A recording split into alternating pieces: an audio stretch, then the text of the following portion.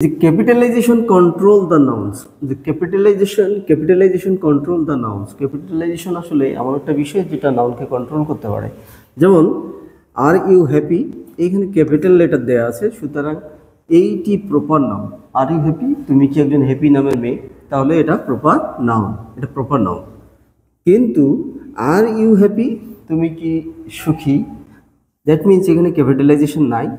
So অ্যাডজেক্টিভের capitalisation থাকে না, এটি একটি অ্যাডজেক্টিভ, তাহলে অ্যাডজেক্টিভের ক্যাপিটালাইজেশন হয় না, তাই এটি প্রপার নাউন আর এটি ক্যাপিটালাইজেশন নাই, এজন্য এটা অ্যাডজেক্টিভ।